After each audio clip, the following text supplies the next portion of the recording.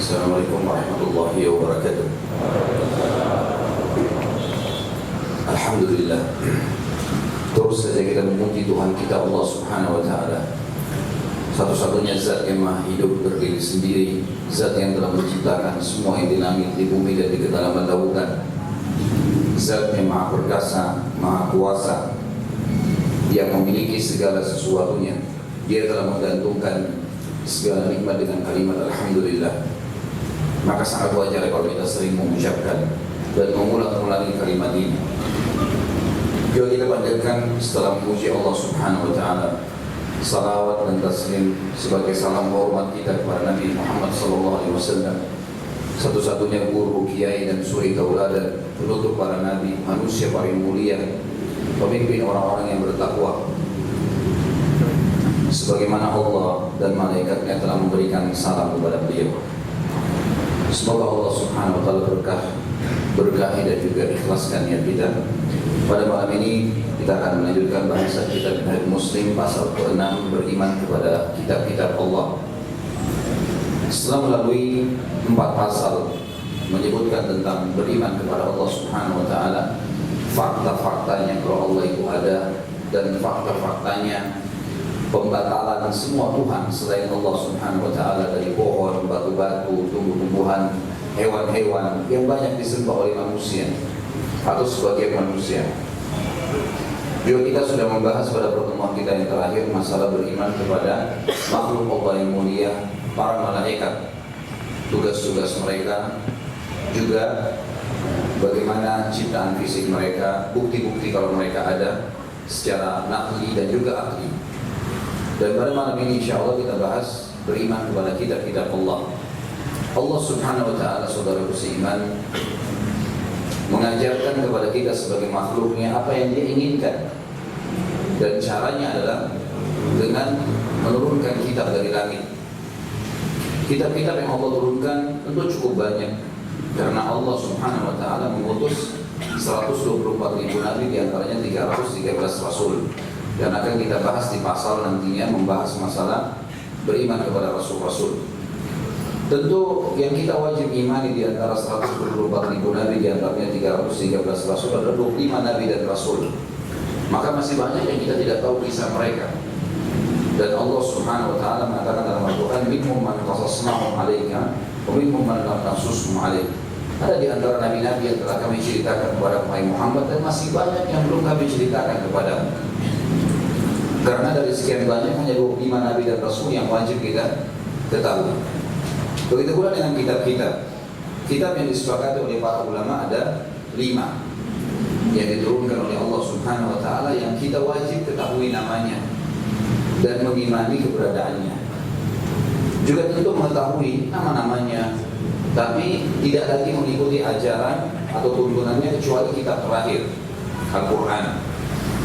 Yang pertama adalah suhuf Nabi Ibrahim. Suhuf ini jamak daripada sahifah yang berarti lembaran-lembaran. Kemudian yang kedua Taurat Nabi Musa. Yang ketiga Zabur Nabi Daud. Yang keempat Injil Nabi Isa. Dan yang kelima Quran Nabi Muhammad alaihi wassalam. Nanti yang kita paparkan panjang lebar dalil-dalilnya tentang kelima kitab ini. Tentu kitab-kitab ini satu sama yang lain melengkapi. Dan kitab ini biasanya diberikan kepada para rasul. Kalau nabi-nabi biasanya mereka tidak membawa kitab, tapi mereka hanya mengingatkan kaumnya apa yang disampaikan oleh rasul dan diturunkan pada kitab-kitab yang dibawa oleh rasul sebelum mereka. Jadi memang kitab ini kalau datang berarti berfungsi membawa ajaran barunya Allah Subhanahu wa taala yang menghapus ajaran sebelumnya. Saya bacakan apa yang ditulis oleh Syekh Abu Bakar rahimahullah berhubungan dengan masalah ini, pasal ke-6, beriman kepada kitab-kitab Allah Azza wa Jalla. Seorang muslim beriman kepada seluruh kitab suci yang telah Allah turunkan dan kepada lembaran-lembaran wahyu atau suhuf yang diberikan kepada sebagian rasulnya. Ia meyakini bahwa semua itu adalah kalamullah, firman Allah, yang dia wahyukan kepada para rasulnya agar dengan wahyu itu mereka menyampaikan ajaran dalam kurung syariat atau panduan-panduan dan agamanya. Sudah saya jelaskan dari awal pertemuan, kalau bahasa Indonesia kata ganti Allah diganti nya, n-nya dibesarkan dari sini, dan agamanya maksudnya agama Allah Subhanahu wa taala. Di antara kitab-kitab suci yang paling agung ada 4 yang boleh sebutkan di sini, dan nanti kita akan kuatkan dengan dalil ada yang 5. Beliau mengatakan Al-Quran yang diturunkan kepada Nabi Muhammad SAW ini kitab yang paling sempurna, dan akan kita bacakan dari dalilnya nanti. Dan ini kitab penutup dan menghapus syariat semua kitab-kitab sebelumnya. Tapi tetap kita harus imani keberadaan kitab yang disebutkan di dalam Al-Quran. Yang kedua, Taurat diturunkan kepada Nabi Musa AS, Zabur diturunkan kepada Nabi Daud AS, dan Injil diturunkan kepada Nabi Isa AS.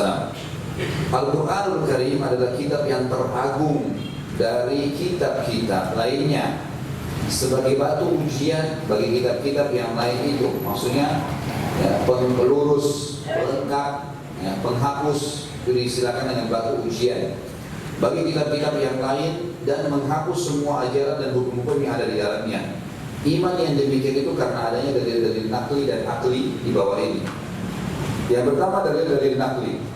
Secara wahyu membuktikan kalau Allah memang turunkan kitab-kitab dari langit, dan kitab-kitab ini betul-betul murni kalamullah, panduan dari Allah langsung. Yang pertama, firman Allah Azza wa Jalla agar beriman kepada kitab-kitabnya, kitab-kitab Allah, seperti dalam firman-Nya dalam surah An-Nisa ayat 136. An-Nisa 136. A'udzu billahi minasyaitonir rajim. Ya ayyuhalladzina amanu آمنوا بالله ورسوله والكتاب الذي نزل على رسوله والكتاب الذي أنزل من قبل. Hai orang-orang yang beriman, tetaplah beriman kepada Allah, komitmenlah berpegang pada iman kepada Allah itu, Rasul yang diutus olehnya, dan kitab Al-Quran yang telah Allah turunkan kepada Rasulnya, serta kitab yang telah Allah turunkan sebelumnya. Dari dalam ayat ini disebutkan disuruh beriman kepada Allah, kepada Rasul Muhammad SAW, kepada kitab yang diturunkan kepada beliau Al-Quran, serta kepada kitab-kitab yang diturunkan sebelum beliau. Yang kedua, berita dari Allah Subhanahu wa taala tentang kitab-kitabnya, seperti di dalam firman-Nya surah Al-Imran ayat 2 sampai ayat 4. Al-Imran ayat 2 sampai ayat 4. A'udzu billahi minasyaitonir rajim. Allahu la ilaha illa huwal hayyul qayyum. Nazzala 'alaikal kitaba bil haqqi musaddiqan lima baina yadayhi wa anzala at-taurata wal injil min qablu hudan lin-nasi wa anzala al-furqan. Allah yang tidak ada Tuhan yang berhak disembah melainkan Dia, yang hidup kekal lagi terus-menerus mengurus makhluknya. Dia menurunkan Alkitab Al-Quran kepada Muhammad dengan sebenar-benarnya. Isinya membenarkan kitab yang telah diturunkan sebelumnya, dan menurunkan juga Taurat. Allah menurunkan Taurat dan Injil sebelum Al-Quran, menjadi petunjuk bagi manusia, dan dia juga menurunkan Al-Furqan. Al-Furqan nama lainnya Al-Quran. Ya, ini artinya pemisah, pembeda. Dan Al-Quran salah satu namanya adalah Al-Furqan, yang memisahkan atau membedakan mana yang benar dan mana yang salah. Tentu di sini disebutkan nama Taurat dan nama Injil. Kalau tadi An-Nisa 136 menyebutkan Al-Quran dengan istilah kitab. Kalau tadi surah yang kedua Al-Imran ayat 2 sampai ayat 4 menyebutkan selain Al-Quran ada Taurat dan Injil. Berarti sudah 3 kitab disebutkan namanya. Al-Quran, Taurat dan Injil. Berarti sudah 3. Kita katakan tadi ada 5 ya. Syekh Abu Bakar rahimahullah menyebutkan 4, tapi nanti ada dalil juga yang menyebutkan tentang kitab yang kelima. Yang ketiga adalah surah Al-Maidah. Maaf, masih poin kedua, tapi dalil yang lain surah Al-Maidah ayat 48. A'udzu billahi minasyaitonir rajim. Wa anzalna ilaikal kitaba bil haqqi musaddiqan lima baina yadayhi minal kitabi wa muhaiminan 'alaihi. Dan kami telah menurunkan kepadamu Muhammad Al-Kitab, Al-Quran, dengan membawa kebenaran, membenarkan apa yang sebelumnya, yaitu kitab-kitab yang diturunkan sebelumnya, dan batu ujian bagi kitab-kitab yang lain itu. Jadi sudah 3 kitab disebutkan dalam ayat ini disebutkan Al-Kitab. Al-Quran juga. Sementara kitab yang keempat selain Al-Quran, Taurat dan Injil, ada kitab Zabur. Allah sebutkan dalam surah An-Nisa ayat 163 tentang Zabur. A'udzu billahi minasyaitonir rajim wa ataina Dauda Zabura. Dan kami benar-benar telah memberikan kitab Zabur kepada Daud alaihissalam.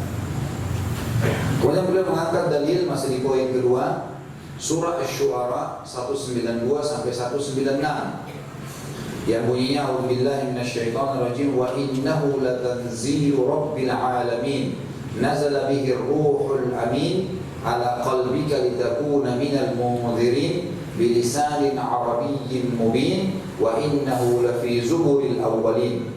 Dan sesungguhnya Al-Quran itu benar-benar diturunkan oleh Rabb semesta alam. Ia dibawa turun oleh Ruhul Amin, Jibril, ke dalam hatimu hai Muhammad, agar kamu menjadi salah satu di antara orang-orang yang memberi peringatan dengan bahasa Arab yang jelas. Dan sesungguhnya Al-Quran itu benar-benar tersebut di dalam kitab-kitab orang terdahulu. Khusus surah Asy-Syu'ara 192 sampai 196 ini menyebutkan bahwasanya Al-Quran telah tersebutkan dalam Taurat, Injil, Suhuf Ibrahim dan juga Zabur Nabi Daud.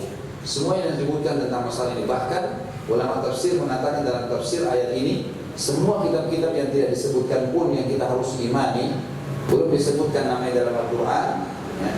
Karena dari sekian banyak Nabi dan Rasul pasti lebih dari 5 kitab diturunkan. Maka ini semua ya, juga sama menyebutkan Al-Quran. Hanya saja Allah Subhanahu Wa Taala menyebutkan kitab-kitab yang terdekat dengan Al-Quran. Suhuf Nabi Ibrahim tadi, Taurat Nabi Musa, Zabur Nabi Daud dan Injil Nabi Isa alaihissalam. Tinggal dalil tentang kitab yang kelima, Suhuf Nabi Ibrahim. Ini tambahannya yang sudah kita hafal semua, surah Al-A'la ayat terakhir 18 dan 19. A'udzu billahi minasyaitonir rajim. Inna hadza lafis suhufil ula suhufil Ibrahim wa Musa. Disebutkan suhufnya Nabi Ibrahim di sini. Sesungguhnya ini benar-benar terdapat dalam kitab-kitab dahulu, yaitu kitab-kitabnya Ibrahim dan Musa alaihissalam. Makanya saya bilang tadi ada 5 kitab. Tambahannya di sini suhuf Nabi Ibrahim alaihissalam. Tentu kitab-kitab ini teman-teman sekalian diturunkan oleh Allah Subhanahu Wa Taala. Hanya saja bedanya Al-Quran dengan kitab-kitab yang lain. Kalau Al-Quran dijamin, ya, dijamin Allah Subhanahu Wa Taala akan menjaganya. Sementara kitab-kitab lain tidak ada jaminan. Karena memang Al-Quran adalah kitab yang terakhir, maka dia akan abadi.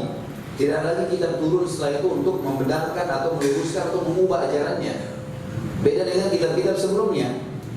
Tetap akan datang seperti turunnya suhuf Nabi Ibrahim, akan datang nanti kitab-kitab setelahnya.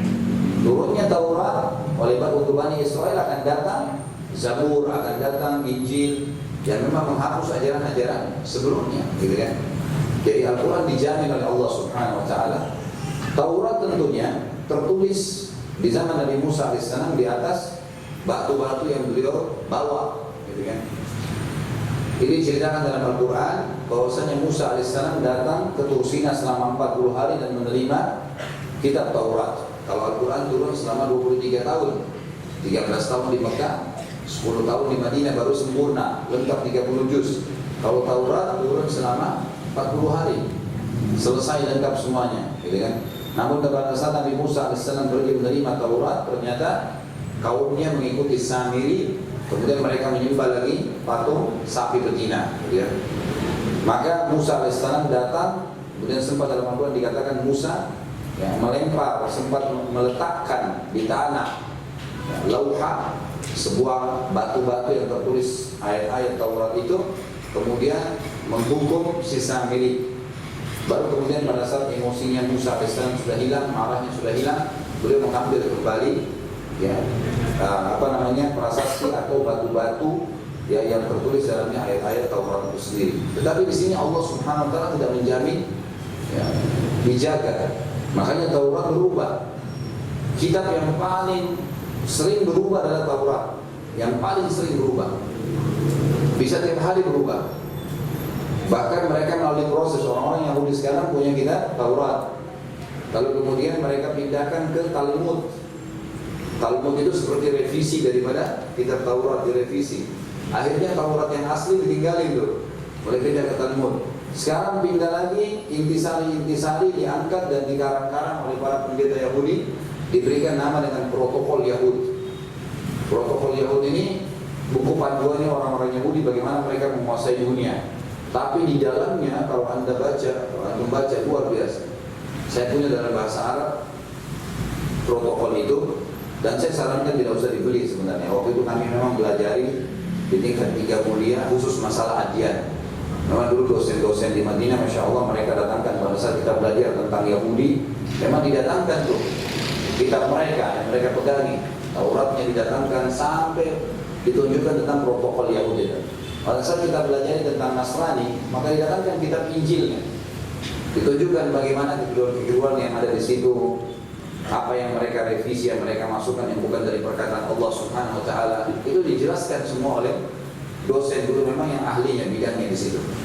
Tapi yang jelas teman-teman sekalian, Taurat tidak dijamin Allah SWT terjaga, dan Yahudi hampir setiap hari sekarang merevisinya, tergantung dengan kemauan mereka sendiri.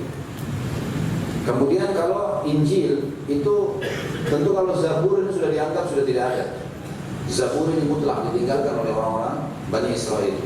Yang mereka pegangi sekarang, yang mereka masih akui adalah Taurat dan Injil. Injil direvisi setiap tahun. Di Vatikan ada revisi Injil setiap tahun. Jadi setiap tahun orang-orang Nasrani tahu pasti keluar edisi baru. Edisi baru ini bukan karena covernya baru ya, memang ayatnya banyak ditambah baru, diedit. Dan tim editing yang ada di Vatikan itu mayoritasnya orang-orang Yahudi. Jadi makanya sekarang Injil yang baru, perjanjian baru itu sudah tidak memvonis lagi kafirnya orang-orang Yahudi. Dulu divonis, dulu orang Nasrani beberapa puluh tahun yang lalu saja itu membenci orang-orang Yahudi, tahu kalau mereka kafir karena mereka menolak Nabi Isa alaihissalam. Bahkan orang-orang Yahudi ini yang berusaha untuk mensalib Nabi Isa, gitu kan, membunuh Nabi Isa alaihissalam dan mensalibnya. Tapi sebenarnya tidak terjadi, sebagaimana Allah ceritakan dalam Al-Quran tentunya. Yang jelas teman-teman sekalian, yang dijamin untuk dijaga hanya Al-Quran. Dan nanti akan kita bahas di pasal setelah ini, ada pasal khusus membahas masalah Al-Quran. Jadi kalau pasal kita sekarang ini pasal ke-6 membahas kitab-kitab Allah, di pasal ke-7 khusus membahas beriman kepada Al-Quran Al-Karim. Akan panjang lebar kita jelaskan Al-Quran Al-Karim. Yang jelas dari terakhir surah Al-A'la ayat 18 dan 19 menjelaskan ada kitab yang kelima, yaitu suhuf Nabi Ibrahim. Baik, masih dari dalil nakli teman-teman sekalian, bukti bahwasanya Allah turunkan kitab-kitab. Poin ketiga, berita dari Rasulullah SAW tentang kitab-kitab Allah Azza wa Jalla di dalam banyak hadisnya. Seperti misalnya hadis Nabi SAW yang diriwayatkan oleh Imam Bukhari nomor 557, "Innama baqa'ukum fi man salaf kama baina salatil asri ila ghurubi syams. Utiya ahlul tawrati at-tawrata fa'amilu biha hatta intasafa an-nahar. Thumma ajazu fa'utu kiratan kirata. Thumma utiya ahlul injil al-injila fa'amilu bihi hatta sulliyat al-asr. Thumma ajazu fa'utu kiratan kirata. Thumma utitumul qur'ana fa'amiltum bihi hatta gharabat asy-syams. Fa'utitum kirataini kirataini. فقال أهل الكتاب أقل منا عملا وأكثر أجرا. قال الله هل ظلمتكم من حقكم من شيء؟ قالوا لا. قال فهو فضلي أوتيه من أشاء. Sesungguhnya masa tinggal kalian di muka bumi ini, Nabi SAW ingatkan para sahabat dan kita sebagai umatnya, perumpamaan atau masa kalian tinggal di dunia dengan hari kiamat itu dibandingkan dengan orang-orang dahulu sebelum kalian adalah seperti waktu sholat asar hingga terbenam matahari. Sudah sangat dekat sekali malam, dekat kiamat nih, gitu kan?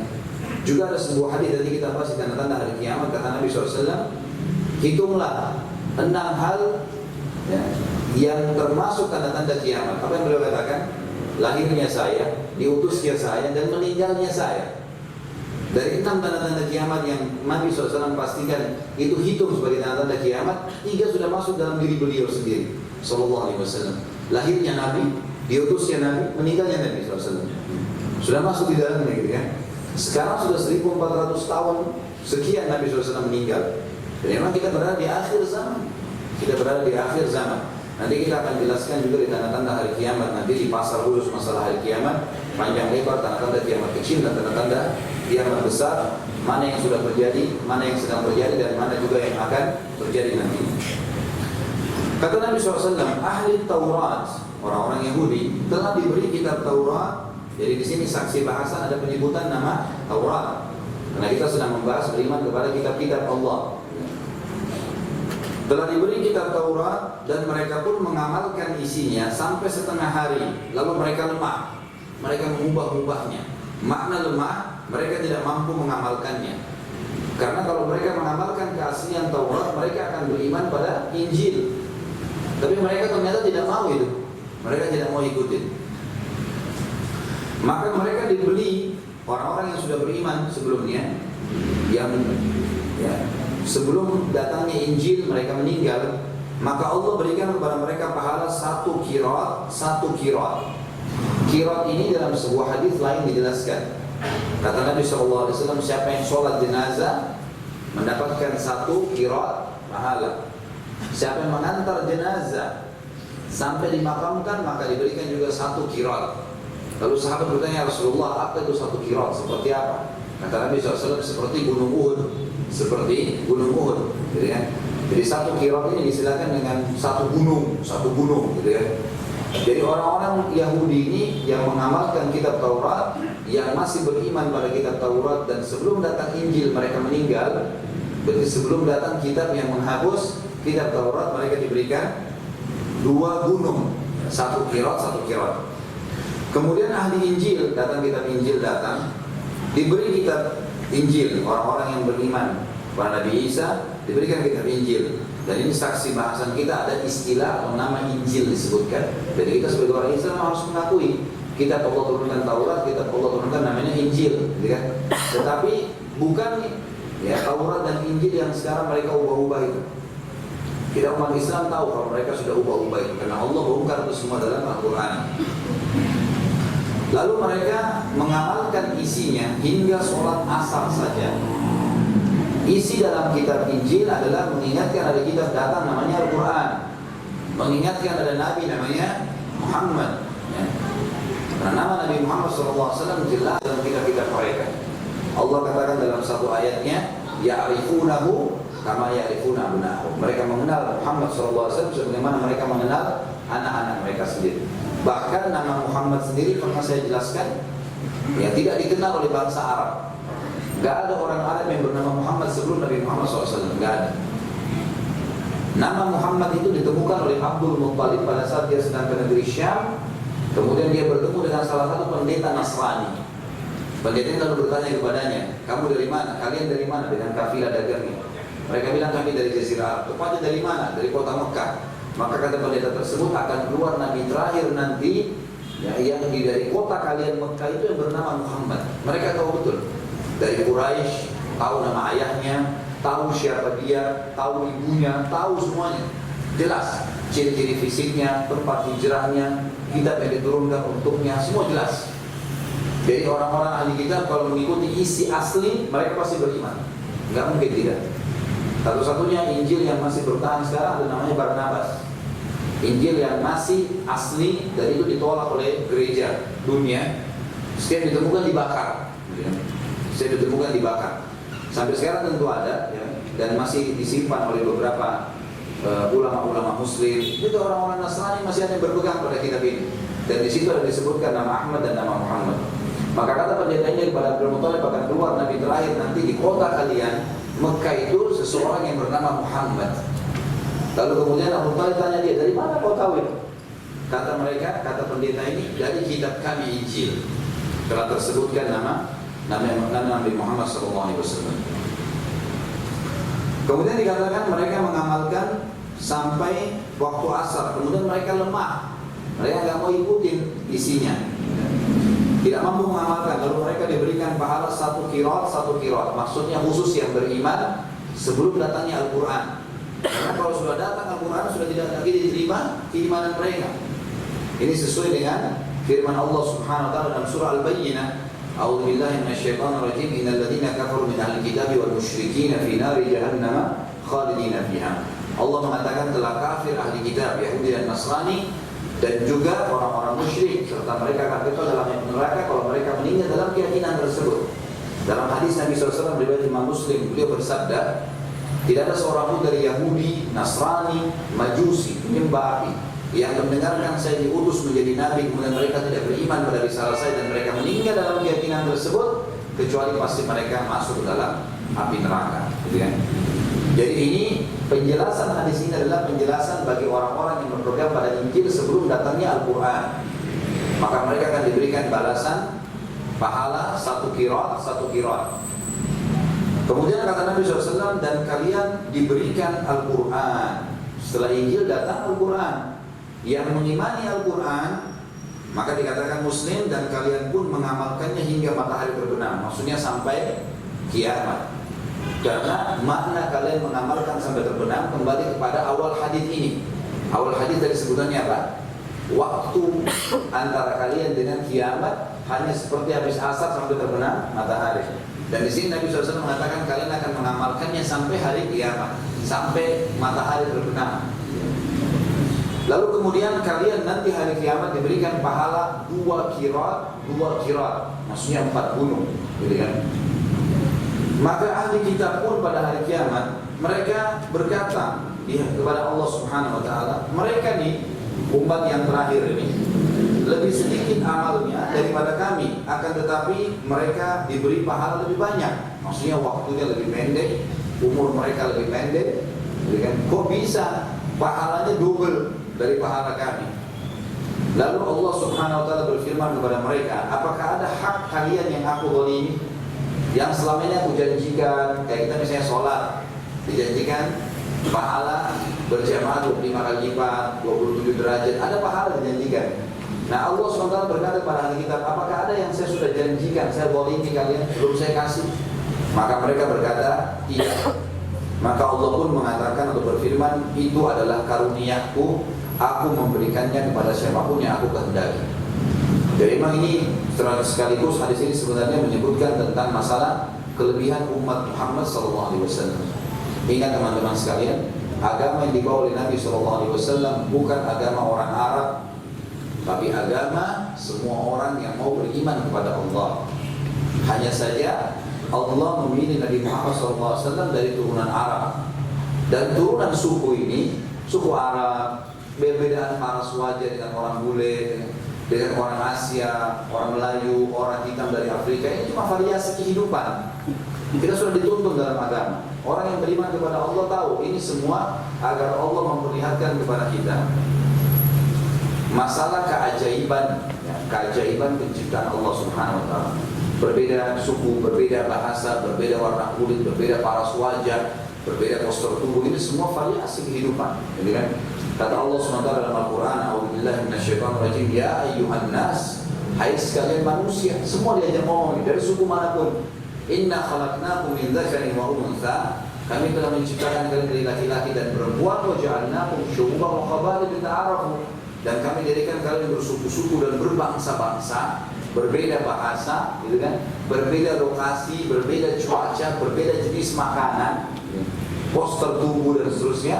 Lita'arafu, makna lita'arafu kata ulama tafsir bisa berarti agar kalian saling kenal satu sama yang lain. Tapi makna yang lebih tepat bukan mengenal satu sama yang lain, agar kalian satu sama yang lain saling memberitahukan tentang Tuhan kalian Allah. Ternyata ini keajaiban penciptaan Allah SWT. Allah mengatakan, Inna akramakum indallahi atqakum.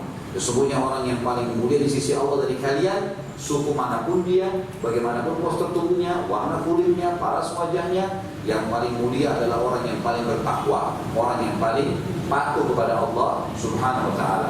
Jadi kita harus tahu teman-teman sekalian, karena orang-orang orientalis banyak sekali melemparkan isu yang berbahaya kalau kita tidak pahami. Mereka cuma mengungkit dua hal yang memang Nabi SAW sangat larang, dua hal ini dalam Islam. Yang pertama masalah rasisme.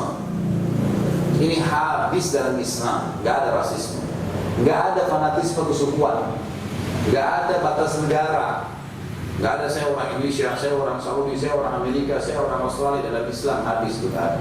Nggak ada batas negara, nggak ada batas bahasa. Masuk sholat, iqamah sholat, mau orang dari manapun sama dalam shaf. Bacaannya sama, kiblatnya sama, Al-Qurannya sama, satu semua, nabinya sama, kiblatnya sama, Tuhannya sama, gitu kan. Jadi kita harus tahu masalah ini. Makanya dalam Islam itu sangat dilarang. Nabi SAW pernah menemukan orang-orang Ansar. Saya lupa kalau saya pernah sampaikan itu, tapi saya ingatkan kembali. Pernah orang-orang Ansar habis sholat asar keluar sama Muhajirin, dua-dua sahabat dari masjid. Lalu kemudian yang satu mengatakan dari Ansar, ayo orang-orang Ansar kumpul sini ya. Orang-orang Muhajirin nggak boleh ikut-ikut ya. Sama kalau antum di Jakarta misalnya orang Betawi, Betawi sini. Orang-orang yang lain dari Jawa, dari Sulawesi nggak boleh ikut-ikutan ya. Muhajirin, sahabat Nabi yang baik, yang mulia juga, melihat saudara-saudaranya dari Ansar ini tersenyum, gitu kan? Anggap bercanda, mereka pun ngomong. Ada satu orang yang bilang, ayo orang Muhajirin sini ya, kumpul-kumpul. Muhajirin berarti pendatang ya. Anggap kalau kayak di Jakarta asli Betawi dari ngomong, terus yang pendatang juga bilang nih, dari Jawa, dari Sulawesi, dari mana, Sumatera, semua ngomong, ayo sini ya, kita kumpul Muhajirin, Ansar, gak boleh ikut-ikut ya. Sambil mereka tertawa-tertawa gitu. Waktu Nabi SAW keluar dari masjid, melihat kejadian tersebut, wajah beliau memerah dan beliau mengatakan, da'ha fa innaha mumtinah. Tinggalkan ini karena ini akan membinasakan kalian. Biar bercanda pun gak boleh. Gak boleh bercanda.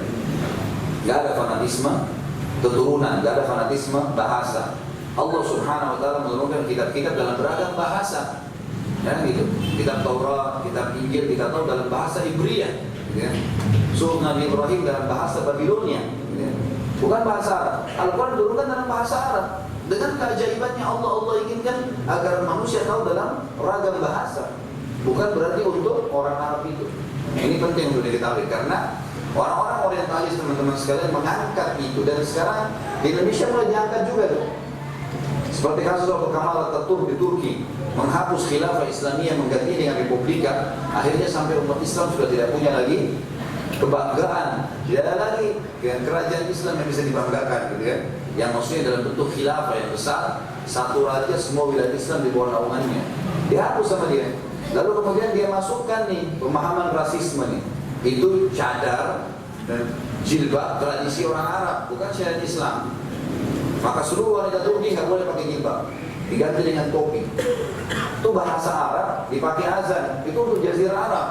Untuk Turki, Islam Turki pakai bahasa Turki, diganti azan di jilbab pakai bahasa Turki. Indonesia sudah mulai ikut-ikutan sekarang nih. Ada Islam Nusantara mulai muncul.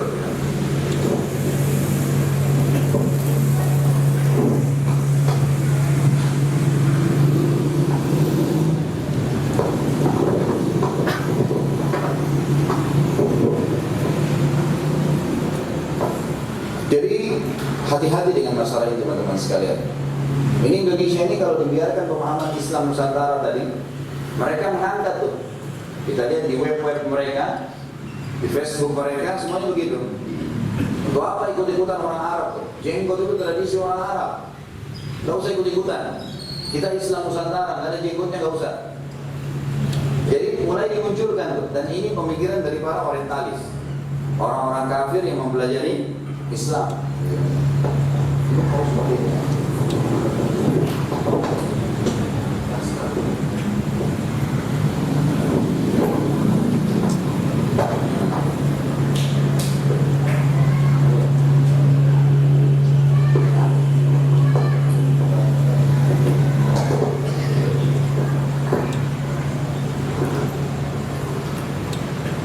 Jadi orang-orang orientalis adalah orang-orang non-muslim yang mempelajari Islam, dan saya sudah pernah sampaikan pusatnya di Kanada.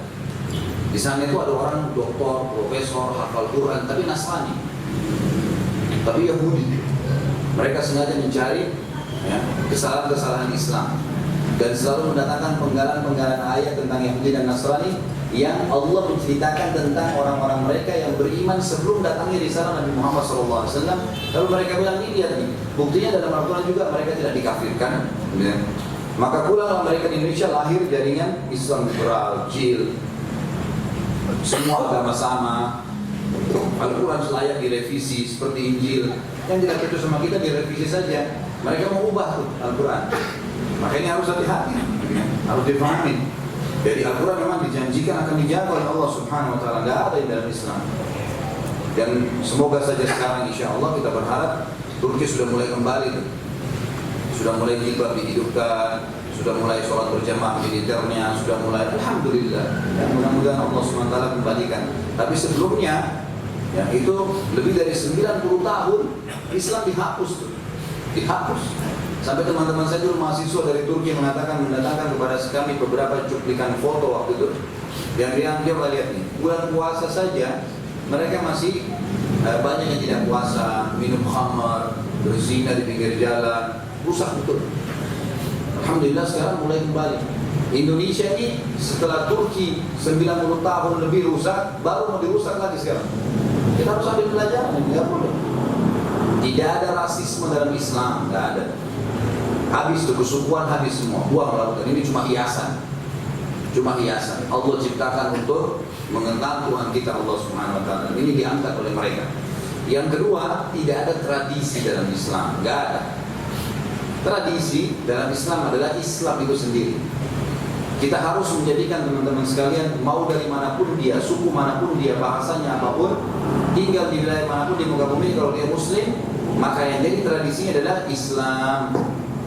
Islam dijadikan tradisi, jangan tradisi diislamkan. Nah boleh, kalau kita tarik tradisi kita diislamkan, kacau balau semuanya. Namanya Muhammad, namanya Ahmad, tapi pada saat 17 Agustus pakai baju hutan, ngerayain adat istiadatnya, telanjang-telanjang jalan di pinggir jalan, tunjukin bahwasanya ini adat kami. Nggak ada dalam Islam, habis.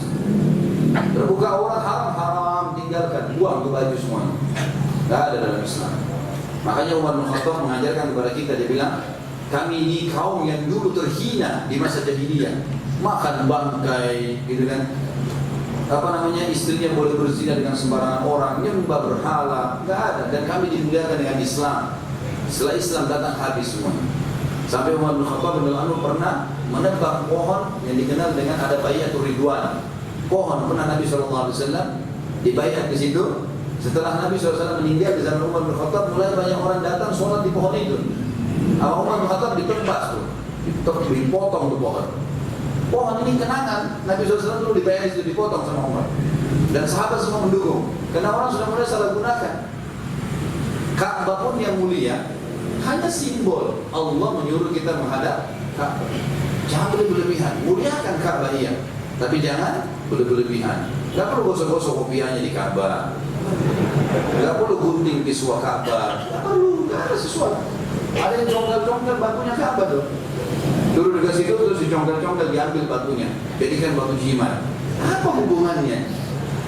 Ini karena kejahilan. Gak boleh semuanya. Islam akan mengatur segala kehidupan seorang muslim dimanapun dia. Kita lagi di Afrika, azan duhur, sholatnya sama dengan di Indonesia. Syaratnya sama, wudhu, ada kiblat, tutup aurat, sama 4 rakaat, sama bacaannya, sama yang membatalkan. Bukan berarti orang keluar angin di Afrika nggak batal wudhunya, sama. Perempuan wajib pakai jilbab di Indonesia, wajib pakai jilbab juga di wilayah lain. Khamr haram dan babi di Indonesia haram di mana-mana, semuanya sama. Maka mulai sekarang teman-teman sekalian, habiskan di rasisme. Gak ada fanatisme kesukuan, habis. Pendatang kah, orang yang mukim kah, semua sama. Selama dia muslim terima, sambut. Ya. Makanya kita dalam Islam tidak ada seperti itu masjid Jawa, masjid Sulawesi, gak ada muslim. Kalau gereja kan ada ya, ada gereja Jawa, ada gereja ini, ada gereja ini. Kita gak ada memang. Memang gak ada rasisme dalam Islam. Bahkan mereka tuh persaingannya ketat sekali, ketat sekali. Para pendeta dan pastor itu memang memungut 10% dari hasil jemaahnya. Makanya persaingannya ketat. Di gereja Jawa itu nggak boleh sembarangan masuk. Kadang-kadang ditanya dari suku mana, gitu kan? Oh dari Sumatera, salah gerejanya, bukan di sini. Salah gerejanya. Tempat lain. Kalau di Imanuddin, alhamdulillah bisa sholat di sini, bisa di Istiqlal, bisa di Al-Ikhlas, bisa di mana-mana. Azan tinggal masuk sholat. Seluruh dunia malah. Yang begitu Islam. Jadi itu kemuliaannya. Jangan terpengaruh dengan kerusakan-kerusakan yang mereka sebarkan ini. Jadi itu perlu digarisbawahi teman-teman sekalian, dan saya rasa perlu saya ingatkan agar jangan sampai salah di sini. Dan jangan terpengaruh. Saya sarankan jangan terpengaruh, jangan terpancing emosi, jangan ikut-ikutan. dengan fitnah-fitnah yang ada. Setiap mukmin itu akan dicoba dengan fitnah. Udahlah. Kalau sesuatu yang kita anggap tidak penting, tidak usah dibaca. Baca Al-Quran, baca sunnah Nabi, baca kisah-kisah sahabat. Tinggalin itu semua fitnah-fitnah, tidak ada gunanya sama sekali. Antum pun difitnah dalam Islam, sabar, udah, diambil aja. Nanti Allah SWT akan buka sendiri tuh, gitu kan. Jadi lebih baik begitu, lebih aman. Kemudian Rasulullah SAW bersabda dalam hadis yang lain, hadis ini riwayat Imam Bukhari nomor 3417. Kata beliau SAW, "Khuffifa ala Dawud al-Qur'anu aw al-qira'ah, fakana ya'muru bidawabihi fatusraju fayaqra'u al-Qur'ana at-Tawrat aw az-Zabur qabla an tusraja dawabba wa kana la ya'kulu illa min 'amali yadayhi." Nabi Daud alaihissalam telah diberikan kemudahan membaca. Ia hanya menyuruh agar hewan-hewannya diberi pelana, maka ia pun berhasil membaca Taurat atau Zabur sebelum hewan-hewannya selesai dipelanai, dan dia tidak makan kecuali dari hasil kerja tangannya sendiri.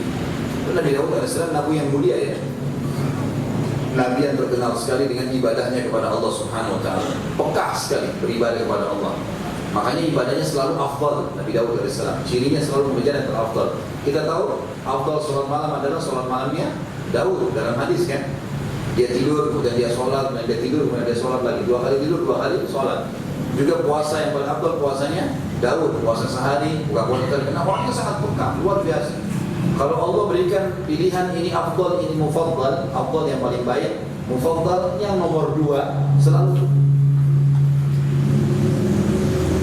dia memilih yang afdal. Itu cirinya Nabi Daud alaihissalam. Dan Nabi Daud alaihissalam tidak pernah mau makan kecuali dari hasil tangannya sendiri. Jadi ini ciri khas Nabi Daud. Tapi saksi bahasan kita, Nabi Daud alaihissalam diberikan kemudahan oleh Allah untuk membaca Taurat atau Zabur. Jadi dia bisa selesaikan satu kitab itu sebelum kuda-kudanya dipelanai. Diletakkan pelanahnya untuk tempat duduknya supaya orang manusia bisa duduk di atasnya. Kemudian juga Nabi SAW menyebutkan dalam hadis Bukhari nomor 7529, la hasada illa fitnataini, rajulun atahu Allahul Qur'ana fahuwa yatluhu ana al-laili wa ana an-nahar, wa rajulun atahu Allahu malan fahuwa yunfiquhu ana al-laili wa ana an-nahar. Ini hadis mulia teman-teman sekalian. Sibukkan diri pada 2 ini saja, yang lain lupain dulu. Kata Nabi SAW, tidak boleh kalian cemburu, tidak boleh kalian bersaing, tidak boleh kalian merasa terkalahkan kecuali pada 2 orang. Yang pertama, orang yang Allah karuniakan kepadanya Al-Quran, bacaannya bagus, tajwidnya benar, hafalannya benar, dan dia sibuk baca, mengkhatamnya, mengulangi hafalannya pagi dan siang hari, pagi dan malam hari, tiap hari. Kita temuin dia selalu di motornya baca Al-Quran, di mobilnya baca Al-Quran, selalu mengulangi hafalannya, selalu baca Al-Quran. Ini orang yang layak untuk cemburuin. Bukan orang yang punya merek mobil baru tahun 2015, bukan orang yang baru punya motor baru, pakai helm baru, pakai baju baru. Ini habis semua dalam Islam. Hanya orang yang punya Al-Quran yang antum cemburuin. Kata Nabi SAW, tidak boleh hasad, tidak boleh cemburu, merasa disaingi atau tersaingi kecuali pada 2 orang. Seseorang yang Allah kasih Al-Quran dan dia terus baca sepanjang malam dan juga sepanjang hari. Subhanallah, ada satu orang ikhwan hafal Quran di kota Makassar. Waktu saya sebelum pindah ke Jakarta, hampir setiap hari dia telepon saya, Ustaz saya mau ketemu. Baik, ketemu dia mau ngulangin hafalannya, skornya. Baik, saya dengarkan, dia baca, dia dengarkan. Subhanallah, dia bilang sama saya, Ustaz saya tadi dari rumah saya ke sini, saya sudah ulangi 7 juz di atas motor, sambil baca Quran 7 juz. Ya kurang lebih mungkin perjalanan 40 menit lah. Subhanallah, Allah berkahi gitu ya. Teman-teman perlu ketahui, mungkin banyak orang di antara kita yang belum paham. Kalau seseorang itu, nanti akan ada bahasan kita bab khusus namanya wali Allah dan karamahnya, serta wali syaitan dan tipu dayanya. Orang-orang yang diberi julukan dengan wali Allah adalah orang-orang yang selalu berusaha mendekatkan diri kepada Allah Subhanahu Wa Taala.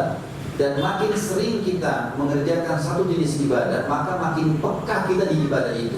Dan makin Allah bukakan pintu-pintu yang orang tidak kerjakan di ibadah itu. Seperti misal, kalau kita sholat, Biasa kita sholat 5 waktu.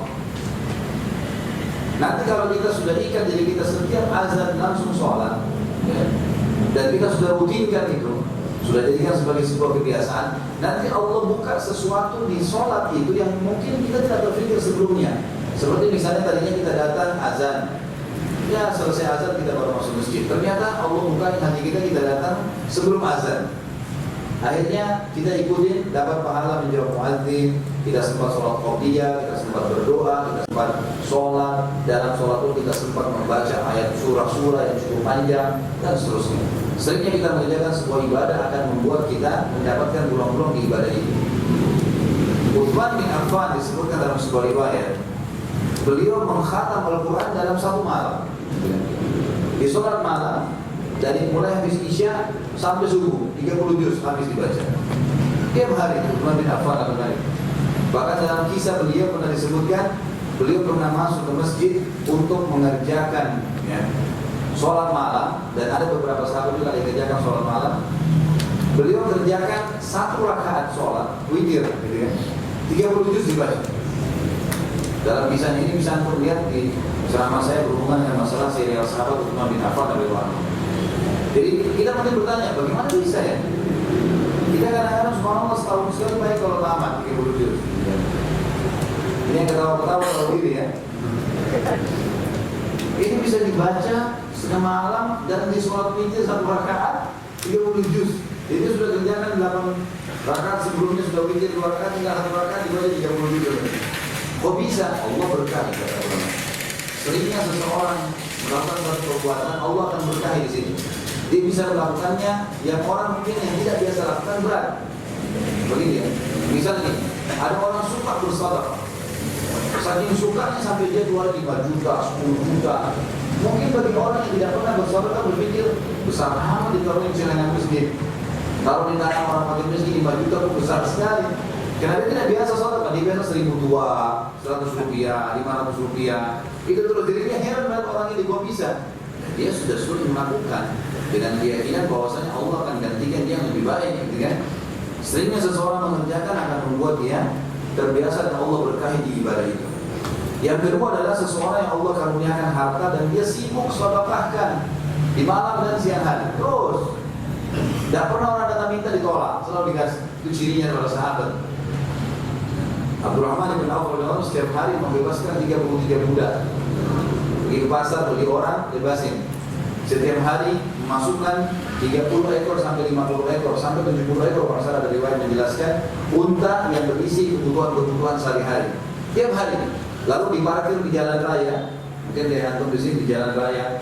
Diparkir ada 70 mobil pick up penuh dengan kebutuhan. Lalu pegawainya Abdurrahman mengiklankan, wahai masyarakat Madinah, silakan ambil hajat-hajat kalian gratis. Gratis, ambil semua. Tiap hari. Ini luar biasa. 70 mobil pick up habis dibagi cuma-cuma. Tapi seperti itulah mereka memahaminya. Mereka dan betul-betul tidak pernah miskin gara-gara ini. Tidak pernah miskin. Jadi mereka melakukannya. Ini orang yang seperti ini wajar kita cemburuin. Bisa mereka lakukan. Selain daripada 2 orang yang tidak usah cemburu sama mereka. Tidak perlu. Tidak perlu habis-habis waktu cemburu dengan orang yang pakai baju baru, orang yang punya istri muda, orang yang punya mobil baru. Semua tidak perlu dicemburuin. Saksi bahasan adalah seseorang yang Allah karuniai padanya Quran. Karena nama Al-Quran disebut, ya. Kemudian hadis Nabi SAW juga yang berbunyi, taraktu fikum ma in tamassaktum bihi lam tadillu ba'di kitab Allah wa sunnah Rasulih. Hadis ini diriwayatkan oleh Hakim dalam kitab Mustadraknya dan beliau mengatakan hadis ini sahih, juga diriwayatkan oleh Imam Malik nomor 1661. Kata Nabi SAW, aku tinggalkan pada kalian sesuatu yang jika kalian berpegang teguh padanya, niscaya kalian tidak akan pernah tersesat sepeninggalku, yaitu kitabullah Al-Quran dan sunnah Rasulnya. Baik, ada pertanyaan kecil teman-teman sekalian. Kalau antum mendapatkan informasi dari ahli kitab, bolehkah kita menerimanya? Ya, gitu. Karena ada Yahudi, Nasrani, mereka mungkin kisah tentang Nabi Musa, kisah tentang Nabi Daud, gitu kan? Kisah tentang Nabi Isa, mereka mungkin kisah-kisah itu. Maka bagaimana kita menanggapi kisah-kisah mereka? Biasa disebut dengan Israiliyat. Jadi kita dari mereka. Bagaimana cara kita tanggapi? Maka Nabi SAW mengajarkan kepada kita di dalam hadisnya, hadis ini riwayat Bukhari nomor 4485, la tusaddiqu ahlal kitab wa la tukadzibuhum wa qulu amanna billadzi unzila ilaina wa ma unzila ilaikum wa ilahuna wa ilahukum ilahun wahid wa nahnu lahu muslimun. Janganlah kalian membenarkan ahli kitab, jangan kalian langsung vonis oh ini benar, kecuali kata ulama memang dasarnya kisah itu disebutkan dalam Al-Quran. Karena kita harus dahulukan adalah Al-Quran. Walaupun mereka datangkan kisah tentang Nabi Musa dan Nabi Musa membawa Taurat dan mereka mengaku nabinya Musa, kalau tidak sesuai dengan Al-Quran kita katakan tidak benar. Nah, mereka sudah mengubah-ubah. Jadi kalau ada informasi mereka ceritakan Nabi Musa pernah begini, Al-Quran menceritakan ya sudah kita benarin. Tapi kalau tidak diceritakan, kata Nabi SAW, jangan kalian membenarkan ahli kitab kalau tidak ada dalam Al-Quran. Dan jangan pula kalian mendustakan, jangan kalian bilang itu dusta, kecuali Al-Quran mengatakan itu dusta. Nah ini. Tetapi katakanlah kepada mereka, kami beriman kepada apa yang telah diturunkan kepada kami Al-Quran dan apa yang telah diturunkan kepada kalian Taurat dan Injil. Tuhan kami dan Tuhan kalian adalah satu dan hanya kepadanya lah kami berserah diri. Ini kisah-kisah Israiliyat. Subhanallah. Kita teman-teman, ini saya berikan gambaran saya. Tentu saya tidak sarankan sama sekali gak usah baca Taurat, gak usah baca Injil, karena membacanya membingungkan karena sudah karangan manusia. Ada sebagian ayat-ayat Allah dan memang isinya sudah membingungkan. Ya. Taurat itu isinya waduh, apalagi kalau bicara tentang kisah-kisah Nabi. Di antara kisah Nabi Lut alaihissalam, mereka menjelaskan Nabi Lut karena kesian anak perempuannya tidak dinikahi oleh kaumnya, maka Nabi Lut mabuk kemudian menzinai anaknya. Al-Quran mendustakan itu. Karena Al-Quran menceritakan apa? Nabi Lut alaihissalam waktu kedatangan dua malaikat, gitu kan? Kemudian dalam surah Anbiya, kemudian mereka datang dan mereka mau menghukumi ini, mereka homoseksual, gitu kan? Mereka setiap ada orang baru masuk dan malaikat selalu penampilannya selalu sempurna. Mereka langsung merumuni rumahnya Nabi Lut alaihissalam dan mau menghukumi malaikat. Gitu kan? Mereka datang lalu Nabi Lut alaihissalam mengatakan, apakah kalian tidak malu, hai kaumku? Ini tamuku, bagaimana caranya kalian mau ikut? Mereka bilang apa? Hai Lut, kamu tahu apa yang kami inginkan? Kata Nabi Lut alaihissalam, ini ada anak perempuan saya. Perempuan, Allah halalkan buat kalian nikahi. Silakan. Lampias yang biologis itu dengan cara yang benar. Gitu kan? Mereka nggak mau, maunya laki-laki. Al-Quran menceritakan itu. Berarti Nabi Lut alaihissalam tidak mabuk, tidak menzinai anaknya. Bagaimana mereka bisa mengatakan itu? Tapi ini kisah Israiliyat. Ini dalam Taurat, Injil dan Taurat disebutkan masalah itu. Nggak boleh. Ini nggak boleh dibenarkan. Baik, yang keempat teman-teman sekalian, dalil nakli. Iman atau keyakinan jutaan ulama, hukama, orang-orang yang bijak dan ahlul iman pada setiap zaman dan tempat, dan keyakinan mereka yang pasti bahwasanya Allah Subhanahu wa taala telah menurunkan kitab-kitab yang diwahyukannya kepada para rasul pilihannya, di mana di dalamnya terdapat apa saja yang dikehendakinya, seperti penjelasan tentang sifat-sifatnya, berita-berita baik, penjelasan tentang syariat-syariat agama, janji dan ancamannya. Jadi ini banyak ulama-ulama mengajarkan masalah itu, hukama, ya, ahli iman, semua manusia. Kita saya pernah jelaskan dari 7, sekian miliar manusia sekarang ada 6 miliar lebih ahli kita, orang-orang yang beragama profetis, ya, beriman kepada Allah. Yang ada Yahudi, Nasrani dan Muslim, gitu kan? Walaupun Yahudi cuma mengimani Taurat, Nasrani cuma mengimani Injil, maka kita mengimani ketiga-tiganya. Semua kita imani ini, kelima-limanya.